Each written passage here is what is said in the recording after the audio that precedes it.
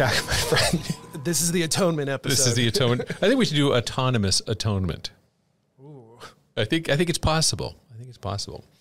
So for those of you who are new, actually, we should announce what we're doing. Yeah. Welcome to the most recent episode of PWNED. So it's been a while. Justin and I have both been offending against the Pit of Despair list of warned words, a number of speaking events, some publications we'll be associated with, and some good questions from important folks. We have managed to generate some need for atonement in the shot-taking nature of our payments to the Pit of Despair.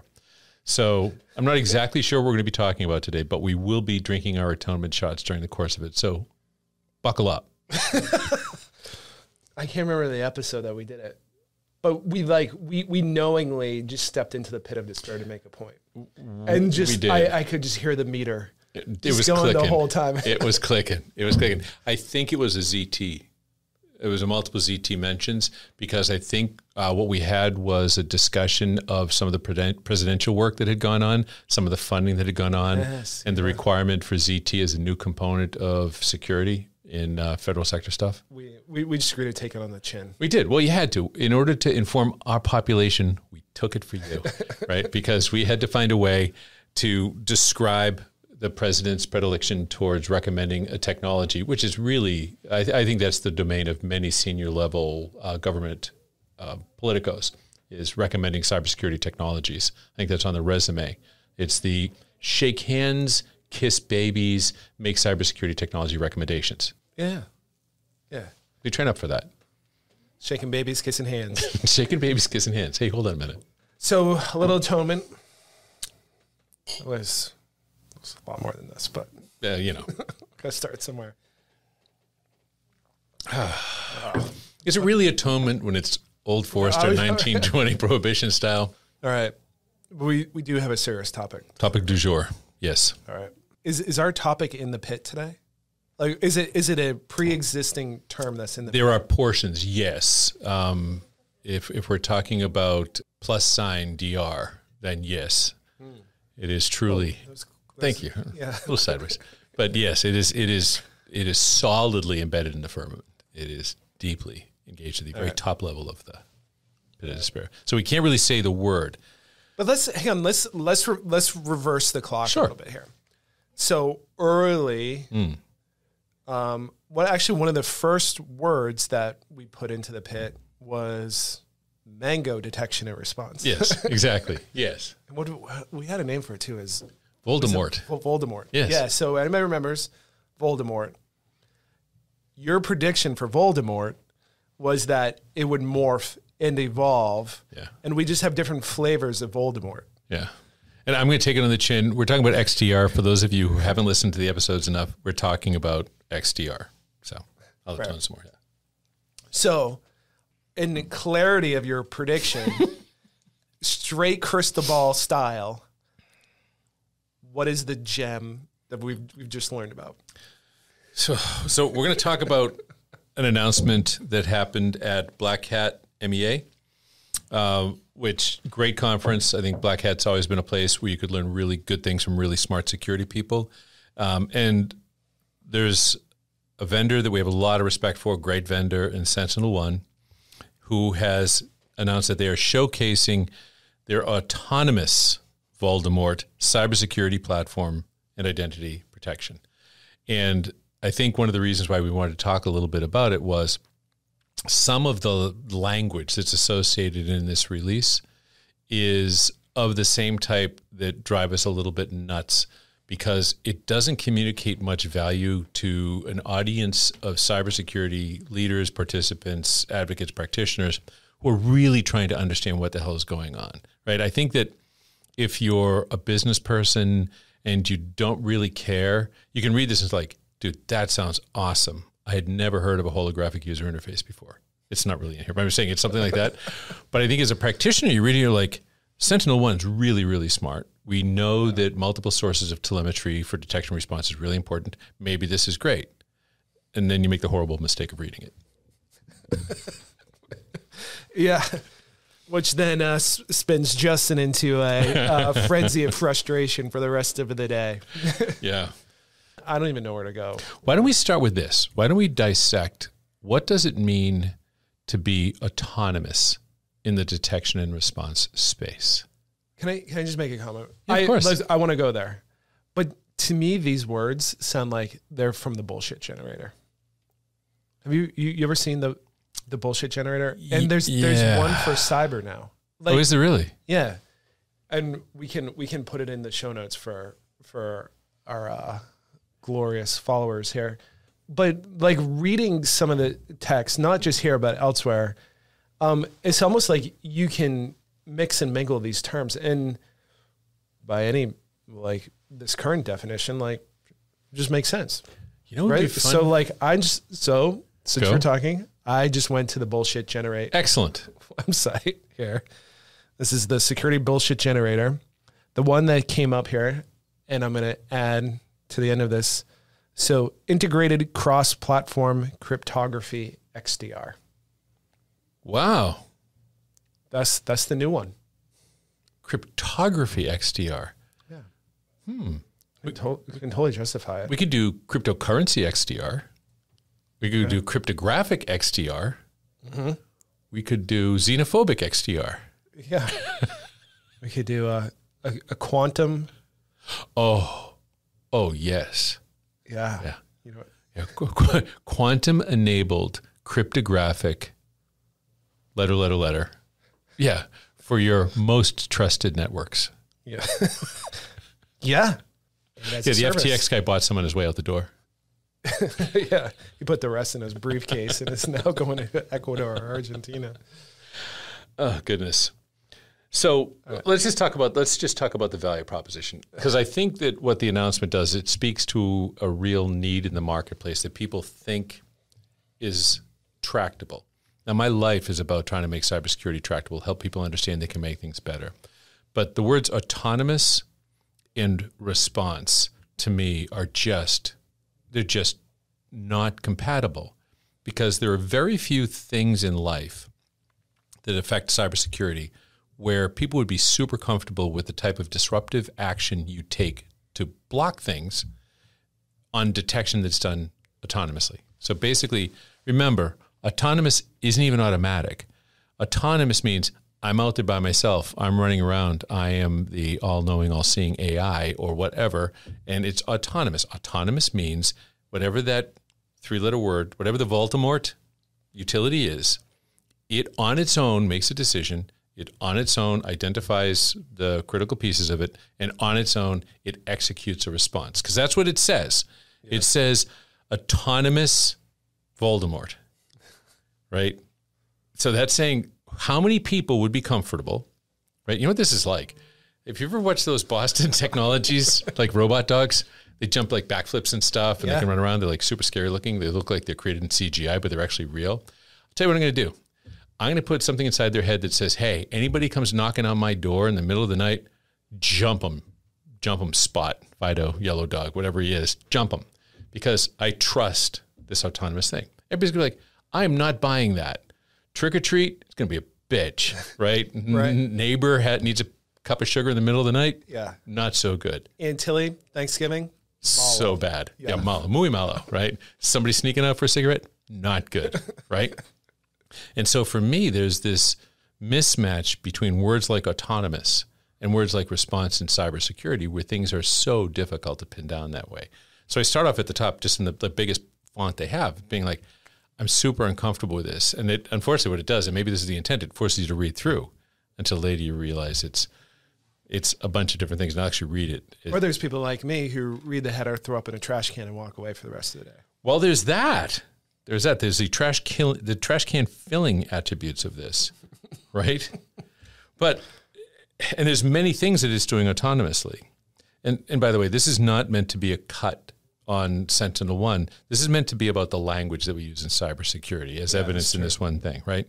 But it says it can autonomously, again, buckle up, supercharge, fortify, automate, and extend protection from the endpoint to, where else do we want to go? Beyond. From the endpoint to beyond, with unfettered visibility, unless you have fetters on your eyeglasses, unfettered visibility, proven protection, and industry-leading responsiveness.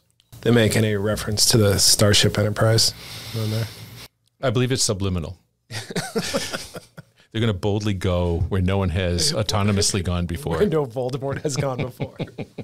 It's interesting, right? I mean, like you said, like company aside, the words, like the words don't even make sense. Like they honestly look like they're out of a bullshit generator to me. I mean, you could mix and mingle words through there, and it would still make sense. Let's throw in the word quantum in there. Yeah. Let's put in the words. You gotta have integrated someplace. How about proactive? That's a good one. Can we put proactive in there? Yeah. And the difficulty for me is if I think about the quality of the team at SentinelOne and their knowledge of the market space and the resources they have at hand, I'm going to bet that this thing is good. It's good for something. I don't know what the hell it is, but I'm sure it's good for something. And I feel badly that the way it's described completely, to your point, makes me just be like, eh. I think where we are at from a market standpoint is for anybody that's been around longer than like 30 seconds, is like just knows like this isn't a real thing. Mm-hmm. And because you get hung up on the words, you do a discredit to the actual product itself, right? And because you can't get past the title, like you never give the product a chance. Right on. And I agree that brilliant people at SentinelOne, and I'm sure they put a lot of work into this. I'm sure it's a fantastic solution.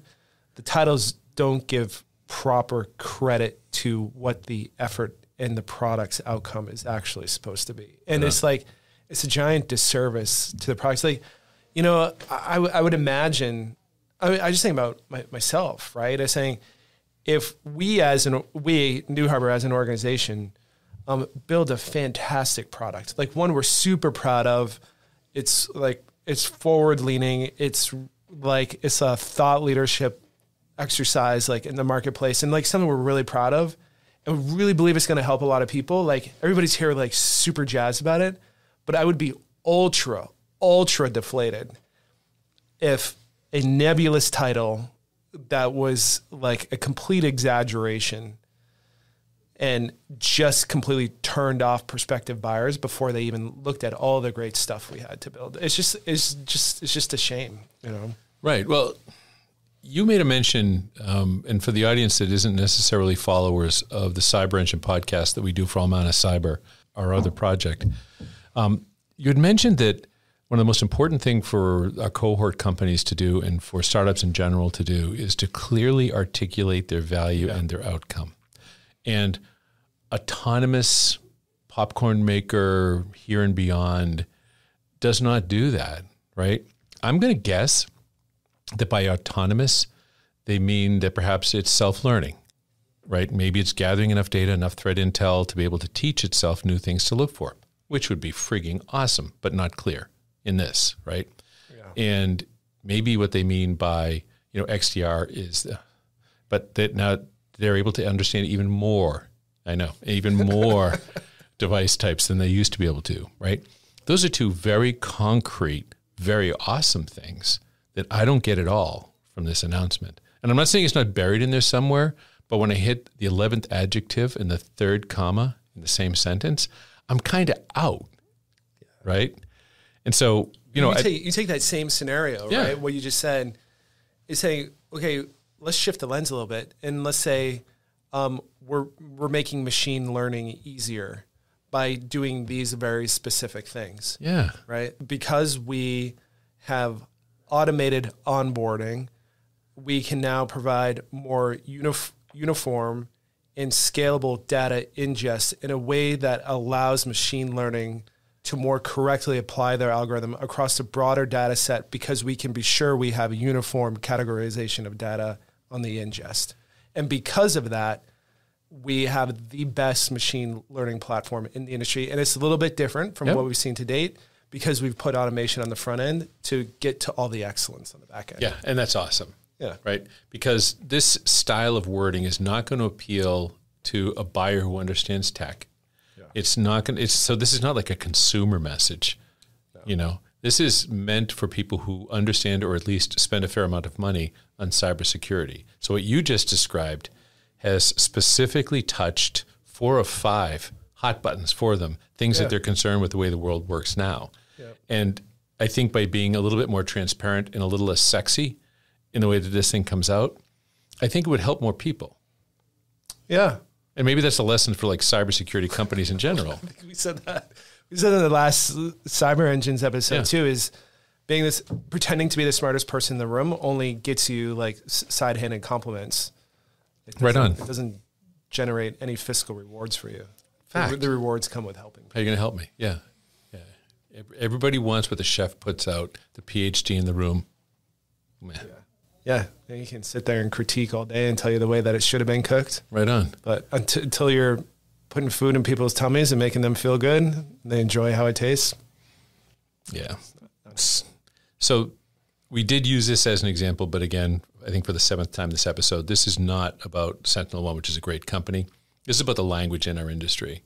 And we would love to see a sea change where people talk about the value they provide and the outcomes they provide and stand behind them and be willing to step up and say, this is what we claim to do. And if it isn't, reshaping the earth, but it's solving an important problem, it's going to be good enough. And don't feel like you have to obfuscate your value through the use of words that are just too big. Yeah. This has been great. I've got one more question, because I've got just a little bit more atonement to do for the White House episode. How much of this do you think is like a marketing issue, right? And they're saying the expression of this is an articulation of the experience and seniority of marketing within the cyber field. If I were to guess, right? If I were to guess, you've got brilliant technologists who are also self-aware, right? And so the self-aware technologists are saying, we're not the right people to figure out how to tell people about this. And I give them a lot of credit, because a lot of smaller companies fail because the technologists think that if they speak in a certain way, people understand it. So, they're out there standing on a podium going 101110011010, right? And nobody understands because nobody speaks binary except for the techies, right? Yeah. And I think that what happens here perhaps is that a self-aware group of leaders who've built something awesome have said, hey, you outside people, how would you communicate this? And they say, we'd communicate like this. And so inside, all the trash cans are full, right? But they're self-aware and they understand the differentiation. And so they say, you know what? We're going to trust you guys. This is your expertise. Yeah. Our expertise is building something awesome. I'm going to hold my nose and let you do this thing. So yeah, I do think it is a disconnect between the positioning and the people who built it. Because I'm just going to guess, knowing the team at SentinelOne, that this is something pretty good, but I would never look at it based on this. Yeah. Would it be a fair ask of anybody who's in like an executive leadership, business executive leadership function within any cyber firm, saying there's got to be like an honesty in marketing, right? Like let's all like make a pact. I'm just saying, like let's not use some of these words to describe things like that are we know are complete exaggerations, right? Because frankly, like it just makes all of us look bad.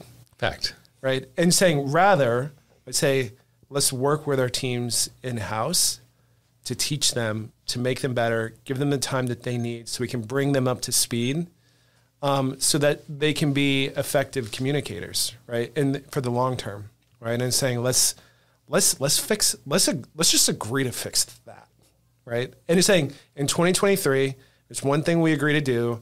Let's all make a pact that we're going to update, tune, set a bar for marketing words that we use to create an honesty and clarity in marketing that like we've never had before. Second, for those of our listeners who would like to also send in their votes, please do. Right. Right. And if you've got other New Year's resolutions, let us know. Awesome. Yeah. All right. We killed this one. I resolve to continue to enjoy Atonement whenever possible. Atoned. So moved. All right. If you need non-autonomous security help, but really great security help, pwned at newharborsecurity.com. You can visit us at www.newharborsecurity.com, and we'll get you on the next episode.